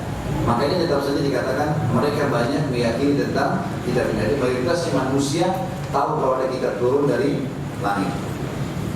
Kita tutup teman-teman sekalian dengan dalil dari akli, secara akal. Yang pertama, lemahnya manusia, kata beliau, Syekh Abu Bakar rahimahullah, lemahnya manusia dan ketergantungannya kepada Tuhannya untuk perbaikan jasad dan ruhnya mengharuskan diturunkannya kitab-kitab suci yang di dalamnya mengandung ajaran-ajaran dan aturan-aturan yang dapat merealisasikan dan mewujudkan kesempurnaan manusia dan memenuhi tuntunan hidupnya di dunia dan juga di akhirat. Jadi secara akal memang kita dibutuhkan turun dari langit. Manusia itu punya potensi untuk membaca, mencari tahu, gitu kan? Dan Allah sudah mengetahui makhluknya, maka Allah turunkan kita dari langit. Secara akal manusia itu yang membutuhkan itu. Apalagi kitab ini memandu mereka pada kesempurnaan kehidupan mereka. Jadi orang yang mengikuti kitab-kitab ajaran Allah pasti tahu, kayak kita orang Islam, saya tahu mana halal, mana haram, bagaimana bertangga, bagaimana di rumah tangga misalnya, bagaimana seorang suami kewajiban-kewajibannya, bagaimana istri kewajiban-kewajibannya, bagaimana anak-anak kepada orang tua kepada anak-anak, bagaimana dengan bertua, bagaimana dengan saudara, kerabat yang namanya rahim, kemudian pindah ke rumah terdekat, tetangga-tetangga, bagaimana bermuamalah dengan umumnya muslimin, bermuamalah dengan orang-orang kafir, bagaimana bermuamalah dengan hewan-hewan. Nanti ada dalam kitab kita ini, karena kitab ini luar biasa, ada adab-adab nanti. Ada adab kepada Allah, kepada malaikat-malaikat, kepada Nabi, kepada Al-Quran, kepada diri sendiri, kepada keluarga, orang tua, kerabat, tetangga, semuanya tumbuh-tumbuhan. Banyak sekali ada pada bagaimana tata krama kita bermuamalah. Jadi kitab yang turun dari langit ini memandu manusia kepada kesempurnaan hidup. Dia tahu mana boleh, mana nggak boleh, dari pakaian, dari makanan, dari minuman, dari pergaulan, dari bagaimana bawa rumah tangga, ekonominya, politiknya, semua diatur. Maka kita dari langit ini sesuai dengan yang Tuhan kita inginkan, menyempurnakan kehidupan manusia. Yang kedua, oleh karena para rasul atau utusan-utusan itu adalah perantara antara Allah Sang Pencipta dengan hamba-hambanya, sedangkan para rasul itu seperti manusia lainnya yang hidup dalam batas waktu tertentu. Lalu mereka wafat, rasul-rasul bisa wafat, dan memang wafat seperti sekarang. Nabi Muhammad SAW juga sendiri wafat. Oleh karena para rasul atau utusan-utusan itu adalah perantara antara Allah Sang Pencipta dan hamba-hambanya, sedangkan para rasul itu seperti manusia lainnya yang hidup dalam batas waktu tertentu, lalu mereka wafat. Maka kalau risalah atau ajaran dan misi yang mereka bawa tidak termuat dalam kitab-kitab khusus, niscaya ajaran dan misi yang mereka bawa itu sirna bersamaan dengan kematian mereka. Dan sebagai akibatnya manusia hidup tanpa risalah dan tanpa perantara. Maka dengan demikian lenyaplah tujuan asal dari wahyu dan risalah. Maka dari itu perlu adanya kitab-kitab suci dari Allah tanpa diragukan lagi. Maksudnya di sini secara akal mesti bisa dipahami seperti itu. Yang terakhir teman-teman sekalian, apabila seorang rasul yang mengajak manusia kepada Allah dan beribadah kepadanya tidak membawa suatu kitab suci yang berasal dari Allah yang di dalamnya terdapat ajaran, petunjuk dan kebaikan, maka mudah sekali rasul itu didustakan oleh kaumnya dan diingkari risalahnya. Maka ini merupakan suatu kondisi yang mengharuskan diturunkan kitab-kitab suci dari Allah untuk menegakkan hujah, dalil dan penjelasan kepada umat manusia. Allah. Sampai sini kalau ada yang mau bertanya silakan. Ada yang punya pertanyaan?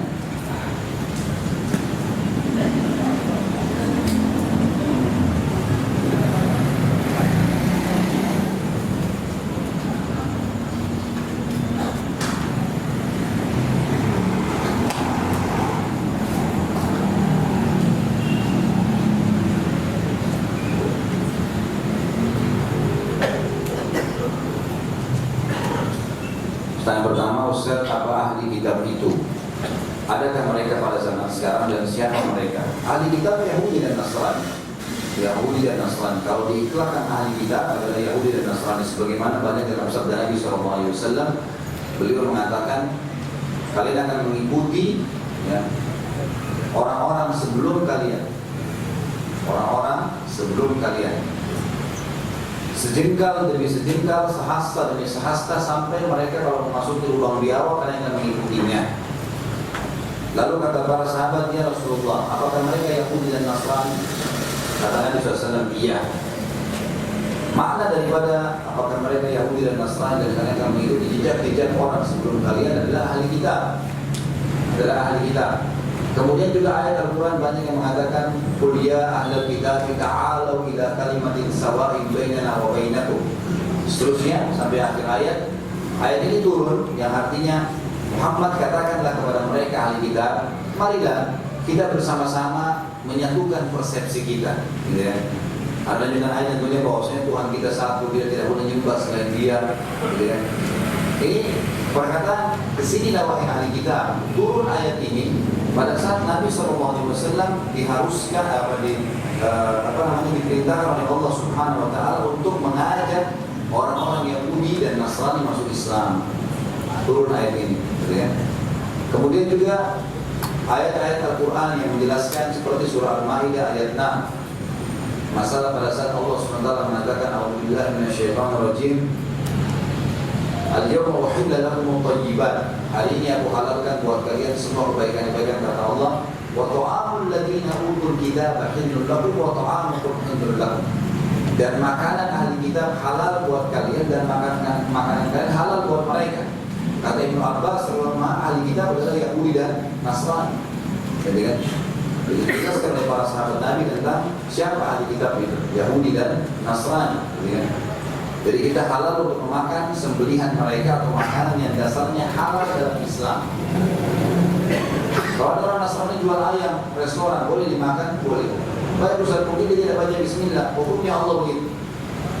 Kita yang baca bismillah, kita membaca bismillah. Tentu kalau kita temukan restoran muslim, ya alhamdulillah, lebih baik. Tapi dalam Al-Quran ini ceritakan tentang ahli kitab boleh dimakan sembelihannya. Bahkan wanita ahli kitab boleh menikah dengan laki-laki muslim. Jadi kan laki-laki muslim. Karena lanjutan ayat mengatakan, setelah Allah SWT mengatakan, wa ta'amul ladzina utul kitaba hillun lakum wa ta'amukum hillun lahum wal muhsanatu minal mu'minati wal muhsanatu minal ladzina utul kitaba min qablikum idza ataytumuhunna ujurahunna muhsinina ghayra musafihina wa la muttakhidin akhdan. Wa may yakfur bil imani faqad habita 'amaluhu wa huwa fil akhirati minal khasirin. Begitu pula dengan wanita-wanita ahli kitab Yahudi dan Nasrani, halal buat kalian nikahi. Begitu pula dengan wanita-wanita mukminah, ya, dari orang-orang wanita Islam. Jadi ini yang dihalalkan hanya untuk laki-laki muslim menikah dengan wanita ahli kitab. Tentu ada ayat lain yang menjelaskan orang-orang mukminah lebih baik, gitu kan? Tapi ini kita bicara masalah hukum. Bolehkah menikah dengan ahli kitab? Kalau laki-laki muslim boleh dengan Yahudi atau Nasrani, tapi perempuannya nih mereka, gitu kan? Kalau dibalik nggak boleh. Kalau dibalik tidak boleh, karena ayat-ayat berbunyi tentang wanita-wanita yang telah hijrah ke Madinah, lalu suami-suami mereka protes di Mekah. Kenapa kok istri-istri kami ini, ya, karena beriman pada Muhammad lalu hijrah ke sana meninggalkan rumah tangganya? Masa agamanya Muhammad ajar-ajarin itu, meninggalkan rumah tangga, kesannya begitu.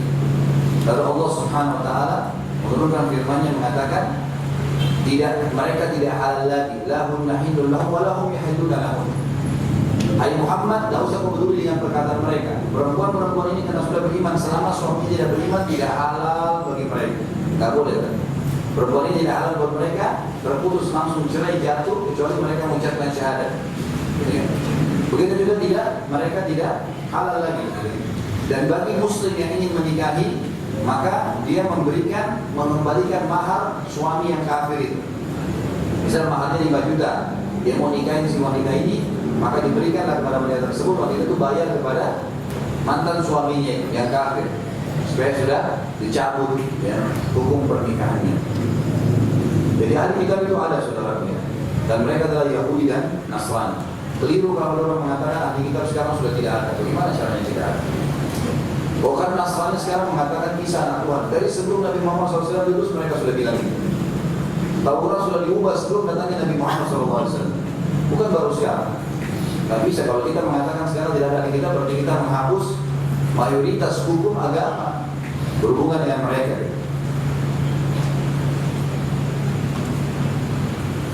Banyak kalangan para pakar perbandingan agama seperti contoh Dr. Zaki Naik mengupas tentang kedatangan Nabi Muhammad SAW yang dikabarkan dalam kitab Weda.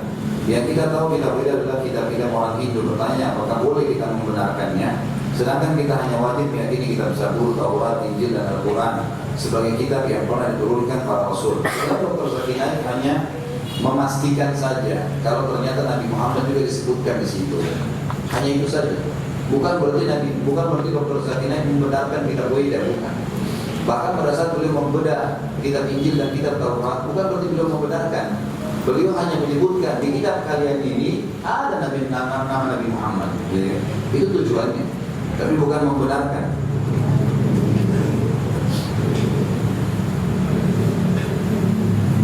Ustaz, bolehkah menikahi seorang gadis ahli kitab? Sudah saya jelaskan. Tapi kalau boleh nikah sama muslimah lebih baik, gitu kan? Tentunya lebih didahulukan karena itu ada PR ya. Seseorang yang mau menikah dengan wanita ahli kitab boleh dalam Islam, tapi dia butuh ekstra waktu, ekstra pengawasan. Pada saat anaknya lahir nanti bisa saja dimurtad setiap saat, berbahaya. Peka sekali, peka. Hukum syar'i dibolehkan. hukum syar'inya.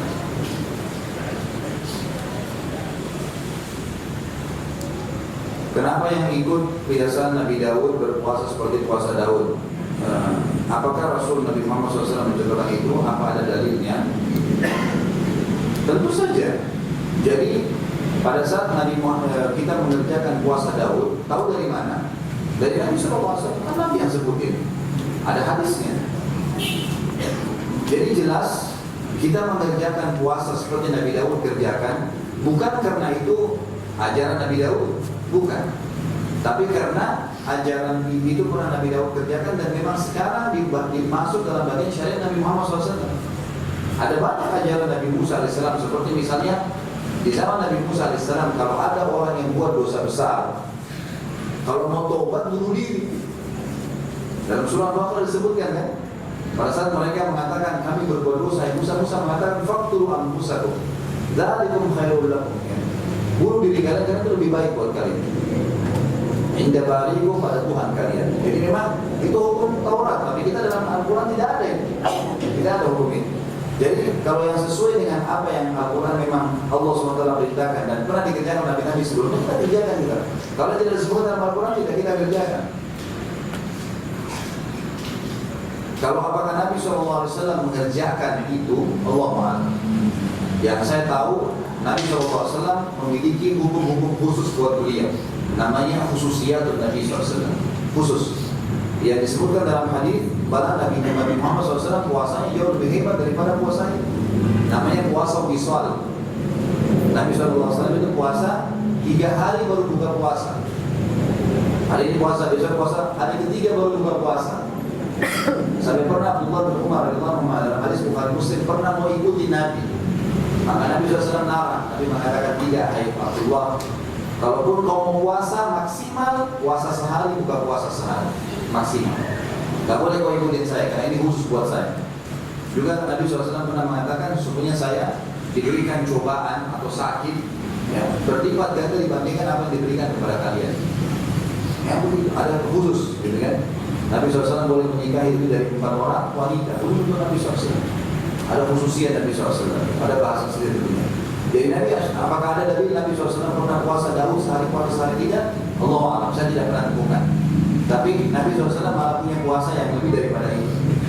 Karena dikhususkan Allah SWT buat beliau dan beliau menyampaikan ini pada umatnya. Apa hukum kita memberi kepada orang non-muslim? Sedangkan di antara kita orang muslim apa ya? Orang muslim saja masih banyak yang membutuhkan, mana yang harus didahulukan. Boleh memberikan orang muslim, tidak ada masalah. Jadi situasional, ya, tergantung situasinya.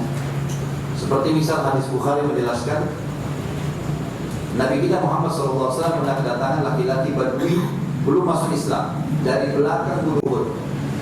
Lalu dia berkata, hai Muhammad, Nabi SAW lagi ngatur domba beliau sallallahu alaihi wasallam. Beliau punya domba, harta rampasan perang cukup banyak, ada puluhan ekor, kalau tidak salah sampai ratusan ekor jumlahnya.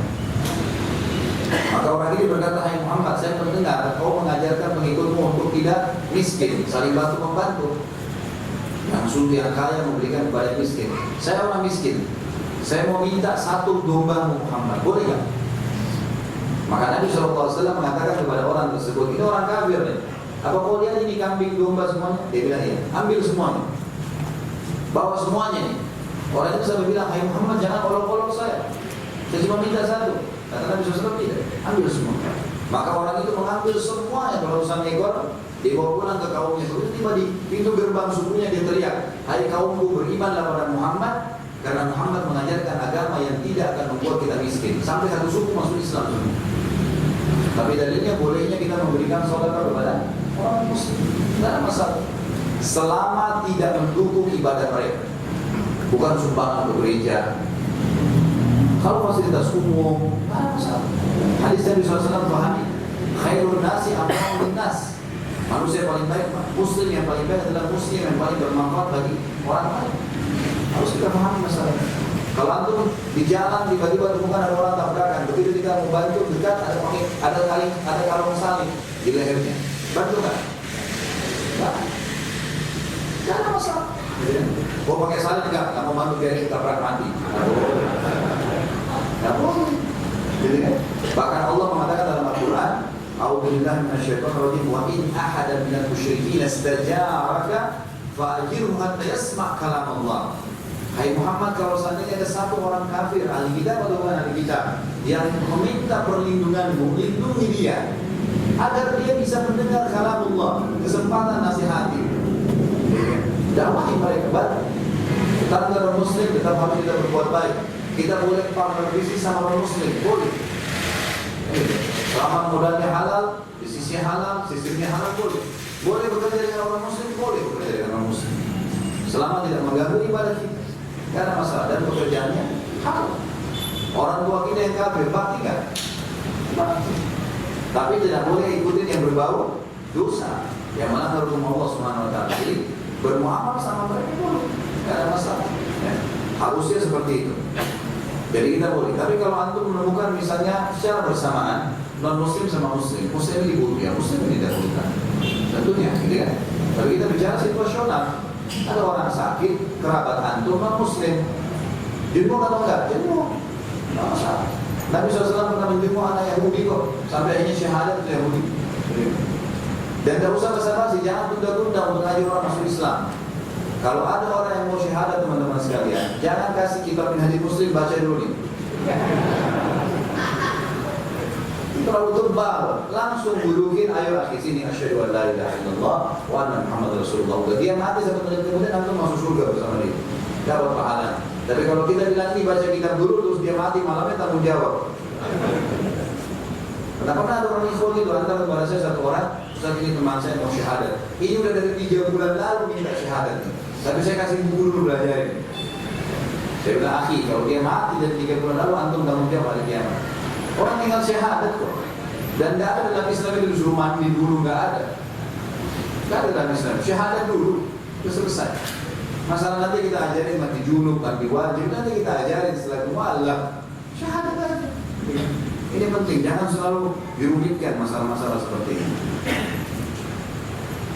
Bagaimana cara yang benar dan mudah dalam mentadabburi Al-Quran sebagaimana yang diperintahkan Allah Subhanahu Wa Taala. Pak, pilih dari 114 surah Al-Quran, buka daftar isi, lihat surah mana yang paling antum tersentuh untuk membaca. Misal mau baca surah tentang hewan-hewan, ada Al-Baqarah, ada An-Nahl, ada Al-Ankabut, gitu kan? Ada tentang sapi betina, apa diceritain, kenapa Allah ceritakan ini? Ada laba-laba, ada lebah, ada surah fil, gajah, ada surah naml, semut. Misal ada orang laki-laki mau pengen baca tentang surah laki-laki, ada surah Muhammad, ada surah Nuh, ya, ada surah Ibrahim, ada surah Anbiya, Nabi-Nabi, ada surah Yusuf. Baca kan? Baca. Ibu-ibu misalnya mau baca tentang perempuan, ada surah An-Nisa, ada surah Maryam. Baca tentang itu. Mulai dari surah yang paling kita sukai. Kira-kira pengen surah apa nih? Dari 114, mulai tadabbur dari situ. Tadabbur itu, teman-teman, nanti kita belajar insya Allah membahas Al-Quran. Ada hak-hak Al-Quran. Di antaranya kita mentadabburinya. Tadabbur itu antum memilih surah yang paling antum suka, tidak harus berurut. Kalau membaca itu harus dari Al-Fatihah sampai An-Nas, dari surah nomor 1 sampai surah nomor 114, berurut mengkhatamnya. Ini perintah, haknya Al-Quran. Hak yang kedua adalah selain membaca kita mentadabbur. Tadabbur memilih surah-surah yang paling kita senangi. Mulailah mentadabbur dari surah itu. Dan tadabbur tidak harus berurut surahnya, tapi saran para ulama adalah memulai dijalankan seperti para sahabat. Mereka mengatakan kepada kita semua menyampaikan tentang kisah para sahabat ini. Mereka mengatakan kami ya, setiap kali bertemu selalu ya, membahas 10 ayat Al-Quran. Bahkan Abdullah bin Umar mengatakan kami tidak pernah melewatkan 10 ayat Al-Quran dalam tadabbur kecuali kami sudah bisa membacanya, memahami maksud-maksudnya dan tujuannya, mengambil hukumnya dan menghafal serta menerapkannya. Dari 10 ayat khusus tadabbur ya. Tadabbur dicari 10 ayat, dibaca terjemahannya, cari hukum-hukumnya, sebab turunnya kalau ada, namanya tadabbur. Itu yang paling mudah, 10 ayat. Ada juga beberapa riwayat dikatakan para sahabat kadang-kadang kalau ketemu mereka mengatakan ta'almu min sa'ah. Ayo kita beriman sesaat. Kalau mereka saling mengingatkan satu ayat, dua ayat, tergantung apa yang mereka mau bahas, gitu kan? Tergantung apa yang mereka mau bahas. Maka Imam Syafi'i mengatakan tentang surah Al-Asr, kalau Allah tidak turunkan kecuali surah ini sudah cukup buat manusia, gitu kan? Jadi maksudnya ini kalau ayat ini saja setelah saling mengingatkan sudah cukup buat mereka. Jadi cara tadabbur Allah alam seperti ini, memilih surah-surah yang paling menarik, kemudian kita mulai baca, dimulai dengan 10 ayat. Kalau bisa kita ada waktu dulu setengah jam, sejam baca satu surah langsung 30 ayat, 40 ayat, bagus, alhamdulillah, tidak ada masalah. Karena tadabbur itu artinya kita memahami apa yang Allah sedang bahas di sini.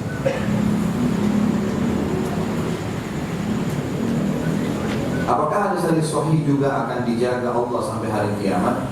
Kalau hadis tidak ada penyebutan tentang, tidak ada dari khusus mengatakan Allah akan jaga, kan? Tetapi ya, seperti Al-Quran misalnya disebutkan memang inna lahu ladzikra wa inna lahu lahafizun. Allah sebutkan dalam Al-Quran, kami turunkan dzikr Al-Quran dan kami akan menjaganya.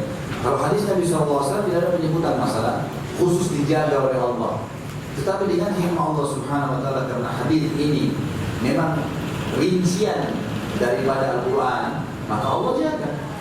Buktinya dalam ilmu hadis, para ulama betul-betul detail sekali memberikan kelas-kelas atau kualifikasi tentang masalah hadis. Ada hadis sahih, ada hadis hasan, ada hadis dhaif, ada yang paling benar, ada yang sedang, ya, ada yang lemah, dan ada yang maudhu, dusta. Bagaimana mengetahuinya? Maka ulama menyusun ilmu banyak tuh, cabang-cabang ilmu. Seperti misalnya ada ilmu mustalah hadis namanya, mempelajari istilah-istilah hadis, kan? Ada juga bagian daripada bahasan hadis ini ada namanya ilmu jarh wa ta'dil, menilai khusus masalah orang-orang yang meriwayatkan hadis-hadis itu, Ahmad meriwayatkan dari Yusuf dari Saleh. Ini misal contoh dari Abdullah bin Umar dari Nabi SAW. Maka dipelajari ada 3 orang ini, si A, B, C ini dipelajari. Dan ada buku-buku khusus masalah itu. Seperti buku misalnya, buku khusus bicara masalah biografi orang, ada Tahzibul Tahzib, ada Syiar Alam Nubala, ada banyak buku-buku yang membicarakan masalah itu. Jadi akhirnya mereka bisa tahu di dalam tingkatan hadis. Allah alam, yang saya pernah pelajari, yang saya tahu memang Allah Subhanahu Wa Taala juga menjaga hadis-hadis Nabi SAW. Terbukti pernah di zaman Mu'tasim, kalau saya tidak salah ya, bukan Mu'tasim, bukan keliru saya. Mu'tasim ini meninggal tahun 229. Imam Ahmad rahimahullah, dan di zaman Imam Ahmad dan di zamannya Ibnu Ma'in, pernah ada satu orang Yahudi pura-pura masuk Islam, maka diberikan julukan Zindiq. Zindiq ini orang yang rusak sekali. Dia mengaku Islam, kemudian dia ikut jadi mu'alaf. Orang bilang dia mu'alaf, dia hadir di pengajian-pengajian para ulama-ulama besar, ya. Baru beberapa 1 tahun 2 tahun belajar, kemudian mulai dia buka halaqah juga, mulai dari isi pengajian. Tapi orang-orang yang hadir di pengajian ya bingung, karena kok banyak hadis yang disebutkan oleh orang ini yang tidak pernah disebutkan oleh ulama-ulama besar. Dari mana dia karang-karang? Akhirnya hadis-hadisnya dinukil kepada ulama-ulama besar. Ini kayaknya mereka, ini hadis ini dari mana? Benar nggak? Lalu ulama-ulama menfonis ini nggak benar. Ini hadis dusta, ini hadis maudhu. Ini dibuat-buat oleh dia. Sampai akhirnya ditangkap oleh khalifah. Waktu ditangkap dikatakan, kau ini sebenarnya siapa? Kau tetap Muslim atau Yahudi? Ya. Bagaimana bisa kau mengarang-arang hadis yang Nabi tidak pernah sebutkan? Maka dia mengaku akhirnya. Dia bilang, memang saya pura-pura masuk Islam, dan saya sudah menyebarkan 1000 hadis dusta, hadis maudhu, bohong semua, karang-karang, sudah nyebar. Maka biar juga, kata si khalifah, saya akan bunuh kau. Dia bilang, biar juga anda bunuh saya. Sudah tersebar 1000 hadis itu. Kata khalifah pada saat itu, walaupun kau sudah menyebar hadis palsu, maka kami masih mempunyai Ahmad bin Hanbal dan Yahya bin Ma'in, 2 ulama hadis yang masyhur, yang memang sahabat dekat ini, yang akan menyortir hadis palsu sebagaimana mutiara ditapis dari pasir yang ada di sungai, gitu kan? Jadi akan keluar seperti itu. Maka ini contohnya, bahwasanya memang Allah Subhanahu Wa Taala menjaga. Sampai sekarang insya Allah dijaga. Tapi dalil khusus seperti Al-Quran akan dijaga pasti itu tidak ada. Saya pernah baca di internet bahwa kitab agama Hindu termasuk salah satu kitab Allah, karena di dalam isinya terdapat anjuran menyembah Tuhan yang satu dan juga terdapat sedikit Nabi Muhammad sebagai Nabi terakhir. Mohon penjelasannya Ustaz. Allah Ta'ala, kalau memang ada yang serupa dengan apa yang dibahas dalam Al-Quran atau menyebutkan nama Nabi SAW, mungkin. Tetapi yang kita wajib imani, kita tahu namanya dan kita yakin dari Allah, tadi Bima saja, nggak ada yang lain. Kalaupun betul kita pernah diturunkan kepada Nabi, bahkan memang ada sebagian pemikir Muslim yang mengatakan kalau patung yang mereka sudah buat itu bukan mustahil adalah Nabi dulunya, tapi kasusnya hampir sama dengan Nasrani, karena mereka berlebihan akhirnya mereka menjadikannya sebagai Tuhan. Karena mereka juga punya beriman adanya kebaikan dan keburukan, adanya kebangkitan pada hari kiamat, ada kisah dan seterusnya. Bukan mustahil, tapi itu tidak ada disebutkan dalam dalil-dalil kita. Itu tidak perlu. Ya, itu benar atau tidak benar tidak ada urusan sama kita. Ya, tidak ada urusan. Tetap saja kita meyakini tentang kebenaran agama kita. Kita tidak membutuhkan kitab itu untuk membenarkan Al-Quran. Al-Quran justru yang menjadi tolok ukur, batu ujian tadi. Ya. Jadi Al-Quran bilang A semua. Kalau mereka pun mengubah itu dalam kitab mereka, tetap Al-Quran yang kita jadikan tolok ukur.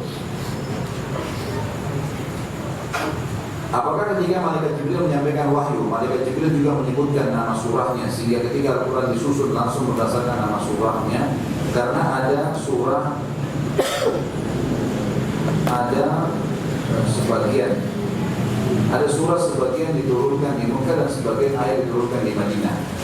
Tidak disebutkan dalam riwayat ya, apakah pada saat begitu turun ayat langsung Jibril AS mengatakan ini surah ini nanti namanya. Itu tidak pernah ada riwayat yang menyebutkan masalah. Setahu saya, yang saya tahu adalah ayat-ayat Al-Quran ada yang turun, surah Al-Quran ada yang turun lengkap langsung, seperti surah Al-Kafirun itu turun lengkap langsung, memang kan? Surah Al-Duha turun lengkap langsung. Ada surah yang tidak turun melalui proses, gitu kan? Cuma turun berapa 2-3 ayat. Gitu. Nanti Nabi SAW yang memandu para sahabat mengatakan letakkan ayat ini di surah ini, di ayat sekian. Pastilah ini adalah panduan dari Allah Subhanahu Wa Taala. Nabi SAW tidak mengarang-arangnya. Kenapa surah Iqra Bismillahirrahmanirrahim yang pertama turun ditaruh di juz 30, bukan di surah nomor 1? Ya Allah memang ajarin pada Nabi SAW seperti itu. Tapi apakah ada dalil khusus secara lafziyah yang mengatakan bahwasanya Jibril alaihissalam mau turunkan surah ini lalu ayat lalu mengatakan hai Muhammad letakkan ini di surah ini? Allahu a'lam. Setahu saya dalil khusus seperti itu tidak ada. Tapi Nabi SAW memandu para sahabat untuk meletakkan sesuai dengan aturan yang ada sekarang. Ya. Aturan yang ada sekarang. Nabi SAW mengatakan letakkan di sini, di surah ini, di ayat ini. Dan pastinya nama-nama surah ini pun memang dari Allah Subhanahu Wa Taala. Jibril alaihissalam akan mengajarkannya. Ajaran dari Hindu dan Buddha dari zaman di zaman Nabi ada Nabi apa dan kisahnya seperti apa? Allahu a'lam. Saya tidak pernah tahu informasi masalah ini. Dan seorang mukmin tentu seorang muslim tercukupkan dengan ilmu wahyu yang ada sampai kepadanya. Kalau tidak ada kita tidak perlu mengorek-orek, karena kita tidak butuh ajaran mereka untuk membenarkan agama kita. Tidak butuh. Agama kita menjadi batu ujian buat mereka. Kenapa ada sebagian orang saat sholat baca Al-A'la, Sufi Ibrahim wa Musa suka ada yang menjawab alaihissalam? Boleh kan? Tidak pernah ada dalil masalah ini. Hanya karena mereka menganggap itu nama Nabi maka mereka ucapkan. Yang ada disebutkan dalam hadis-hadis yang sahih adalah kalau Nabi SAW terlintas padanya ayat surga, maka Nabi SAW minta surga. Terlintas neraka, Nabi SAW minta diselamatkan dari neraka. Terlintas rahmat, Nabi SAW minta rahmat. Terlintas azab, siksaan, beliau juga meminta agar dijauhkan dari azab. Itu yang ada. Tapi apakah Nabi SAW pernah membaca pada saat Sufi Ibrahim Musa kemudian mengatakan alaihi wassalam? Ini tidak pernah ada riwayat menjelaskan masalah ini. Dan ini ijtihad saja, upaya dari sebagian orang. Allahu a'lam. Yang saya tahu sebaiknya tidak perlu. Tidak boleh seakan-akan nanti kita menambah itu ya. Jadi lebih baik jangan. Lebih baik Allahu a'lam. Saya tidak salahkan ya. Lebih baik jangan. Saran saya sedikit. Kalau di luar misalnya, di luar Al-Quran, di luar baca surah, kita mengatakan Ibrahim, maka anjurkan kita mengatakan alaihissalam, gitu kan? Musa alaihissalam kita mengucapkan, tapi dalam sholat maka ini butuh dalil khusus.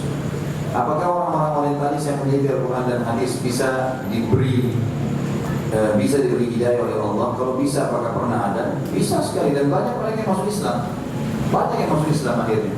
Ada yang masuk Islam, tapi biasanya kalau orang-orang seperti mereka yang masuk Islam itu sudah hilang dari kehidupan, sudah hilang jejaknya. Mereka bunuh biasanya, gitu kan? Dihilangkan karena ini berbahaya. Ini bisa membongkar semuanya, gitu kan? Biasanya begitu. Tapi ada di antara mereka, bahkan ada di antara mereka yang jadi pendeta yang mulai masuk Islam, gitu kan? Memang dasarnya mereka pendeta sebenarnya, gitu kan? Karena mereka menghafal kitab-kitab mereka. Ini orang-orang yang cerdas, yang hafalannya kuat. Mereka hafal kitab-kitab mereka, juga mereka hafal Al-Quran. Lalu mereka sengaja mengotak-atik di situ, dan mengotak-atik mencari supaya ada syubhat-syubhat yang dilempar ke tengah-tengah umat Islam.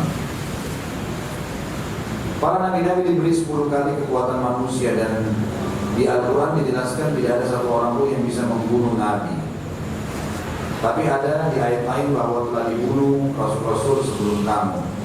Saya tidak tahu nih kalau misalnya tidak ada ayat yang mengatakan nabi tidak bisa dibunuh. Karena memang yang ada adalah ayat pernah Bani Israel membunuh nabi seperti Nabi Yahya, itu kan dibunuh oleh kaumnya. Apakah yang dimaksud dibunuh itu membunuh ajarannya atau membunuh fisik Nabi?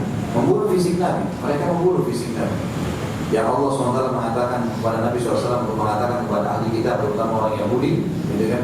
Fa'ima taqtuluna anbiya'allahi in kuntum shadiqin. Dan kenapa kalian membunuh para nabi-nabi Allah kalau kalian benar-benar jujur?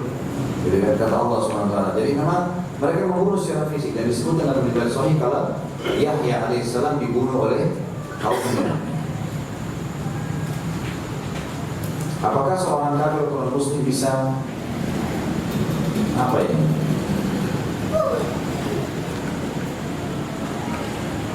bisa menolak pada saat dihisab bahwa dia tidak pernah mendapatkan hidayah Islam? Misal dari kecil dia sudah di dalam agama Kristen dan taat, dan merasa sudah menjalankan semuanya sesuai kebenaran agamanya, sehingga dia tidak tahu sama sekali kebenaran agama Islam. Tidak bisa sama sekali.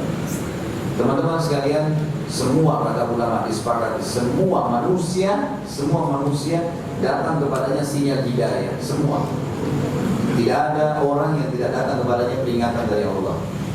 Dan Allah Subhanahu wa taala tidak mungkin menurunkan tangan dari langit untuk memberhentikan dia, tapi peringatan-peringatan yang datang.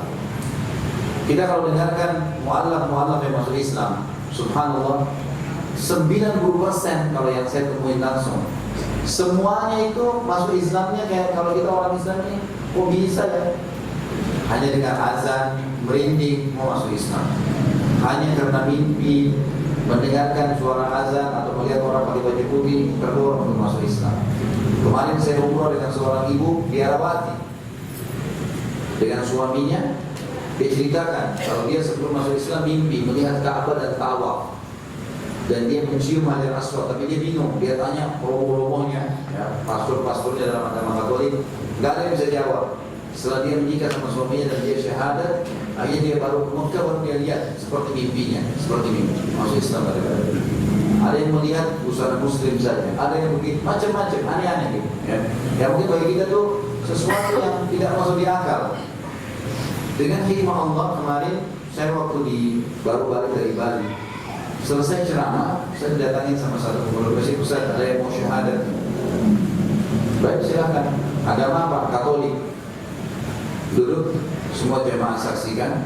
Kemudian saya pakai mic, kasih dia mic, kemudian saya tanya, Pak, sebelum Bapak masuk Islam, waktu itu sudah jam 10 malam, habis taklim seperti kita ini, dan masjidnya kurang lebih seperti masjid kita tapi lebih besar sedikit, cuma masih belum lengkap, agak gelap. Bapak itu duduk di depan saya, dia rumahnya ikutin ceramah 2 jam, 3 jam ceramah itu. Kemudian dia duduk, saya tanya, Pak, kenapa mau masuk Islam, Pak? Dari Katolik.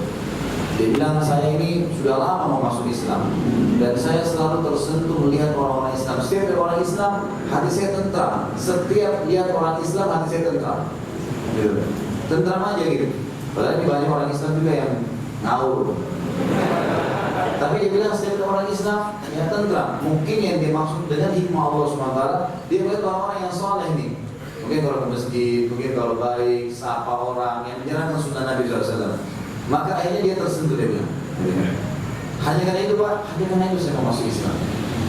Sudah mantap, gak ada paksaan, baik syahadat. Islam saya bilang tidak perlu mandi, tidak perlu apa-apa, cuma mengucapkan syahadat. Dan sebelum mengucapkan saya jelaskan, asyhadu an la ilaha illallah wahdahu la syarikalah. Saya bersaksi tidak Tuhan yang berhak disembah kecuali Allah dan tidak ada sekutu baginya.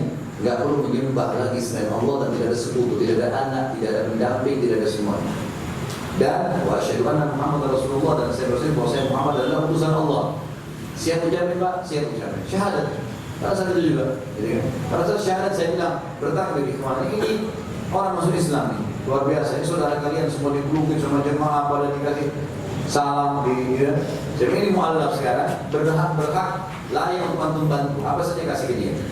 Ada yang kasih Quran terjemahan, ada yang kasih buku, ada yang macam-macam. Subhanallah, tadi siang saya pulang dari taklim di Kemang pagi, kemudian saya ke Masjid Antam. Siang tadi, tiba-tiba pengurus masjid ada satu orang datang kepada satu orang jemaah datang kepada saya mengatakan, Ustaz, ada satu orang Buddha kalau nggak salah, orang Buddha turunan China semua masuk Islam. Habis sholat, habis ceramah tapi ya, karena saya mau ceramah ya. Habis ceramah sama, saya kasih tanya, Pak, kenapa mau masuk Islam Pak? Saya setiap kali dengar azan merinding. Itu bahasanya. Setiap dengar azan merinding. Azan saja. Hanya itu Pak, hanya itu. Sudah cukup mau syahadat, dan hampir semuanya begitu ceritanya. Ada teman saya dulu orang dari Saudi, Mekah, Syekh Adi Rumini sudah pulang. Beliau asli Mekah, ngajar di Pura-Pura. Dan ada satu juga teman dekatnya, sama-sama dua orang. Satu ngajar di UMI, Universitas Muslim Indonesia di Makassar, satu ngajar di UIN, Universitas Islam Negeri. Dua-duanya. Ini dua orang Syekh ini ngajar 4 tahun mereka tugas di Indonesia. Dan setiap azan dua-duanya ke masjid dekat rumah, dekat komplek gitu. Rupanya ada satu orang Katolik, sales obat, selalu pakai motor. Dia selalu masuk di komplek itu waktu duhur sama asar. Duhur dia masuk, dia keliling-keliling, kemudian nanti asar dia baru keluar. Dan bertepatan selalu waktu sholat. Tiba-tiba teman saya ini, Syekh Hadir ini telepon saya, Khalid, ta'al sini. Ini ada orang yang mau masuk Islam. Loh, kenapa mau masuk Islam? Siapa? Ada. Nanti kesini aja. Baik, saya datang ke sana. Itu saya ketemu. Saya tanya, mana yang masuk Islam? Bapak itu lagi di atas motor, ada kotak obatnya di belakang. Bapak masuk Islam ya? Kenapa Bapak masuk Islam? Dia bilang, saya kagum lihat dua orang ini setiap azan pasti ke masjid. Hanya itu saja, hanya itu Pak, hanya itu. Cukup untuk syahadat. Luar biasa. Artinya gini Pak, dan akhwat sekalian, yang saya ingin datangkan adalah Allah datangkan sinyal hidayahnya, tinggal orang itu mau atau tidak. Gak ada orang meninggal itu tidak datang sinyal hidayah, gak ada, mustahil. Kata ulama gak mungkin. Allah sangat penyayang kepada hamba-hambanya. Allah nggak mau orang ada yang masuk neraka itu, Allah nggak mau. Maka datangkan cuma dia yang jengkal, dia nggak mau. Makanya semua orang Allah itu 90% dari kisahnya unik-unik. Hanya kita lihat para sholat, hanya kita lihat dengan azan, ada yang lihat pakai muslim, terus. Seperti itu. Di Amerika itu sampai sekarang agama yang paling besar berkembang adalah agama Islam, dan setiap hari paling banyak masuk Islam. Di Jerman setiap hari dalam penelitian tiap 5 menit gereja dijual. Dan yang beli umat Islam, turun di salibnya di masjid. Jadi kan? Makanya mereka buat masalah tuh di Paris tuh, bom. Nah, namakan Islam, itu dustaan. Dari mana Islam? Karena gereja mereka sudah kosong, gak ada orang. Gereja dijual-jualin. Yang paling gampang buat emosi supaya kembali ke gereja gimana? Agama lain. Udah gampang. Bom orang Islam. Jadi anak mudanya pada kembali ke gereja semua tuh, karena mereka jenuh, gitu kan? Apa dikerjakan di gerejanya ini seminggu sekali, terus pulang? Apa ini? Mereka itu Senin sampai Jumat mau bekerja, Jumat malam tarik uang di ATM, Sabtu mabuk semalam hari suntuk, hari Minggu mau hadir di gereja. Ya. Pendetanya pada datang ke pinggir pantai, ayo bapak panggil gua ke gereja. Bapak siapa ini? Habis gereja baru dijual diganti. Nah, emosi agama paling gampang. Makanya teman-teman muslim sekarang adakan penelitian, ternyata yang kena bom di Paris itu banyak boneka-boneka, bukan manusia. Silikon-silikon seperti yang dibuat di film-film. Karena terbukti banyak yang tergeletak itu, tergeletak itu, kalau diteliti baik-baik ternyata kok bisa jatuh kena bom, kakinya masih nungging ke atas. Orang kalau mati kan lemas, pulangnya semua jadi lemas. Ini kok bisa nungging ke atas kakinya dan hampir semua begitu banyak. Itu sudah direkayasa keadaan. Ada perempuan yang nangis, didatangkan fotonya, sampai 4-5 foto didatangkan. Ternyata orang ini selalu kalau ada kasus bom dituduh muslim, selalu dia ada nih perempuan. Dan selalu kesannya dia menangis sedih karena terjadi bom. Itu tentara-tentara kepolisian Prancis sendiri tahu masalah itu. Tapi seperti itulah mereka mengembalikan emosi.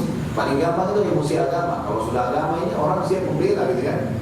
Tapi ya sudahlah. Allah mengatakan yuriduna liyudfi'u nurallahi bi afwahihim wallahu mutimmu nurihi walau karihal kafirun. Mereka mau memadamkan agamanya Allah dengan lisan-lisan mereka, tapi Allah pasti akan tetap menerangkan dan mengangkat agamanya walaupun orang-orang kafir tidak menerimanya. Jika ada perselisihan dan perbedaan antara Al-Quran dan hadis, yang mana kita harus berpegang?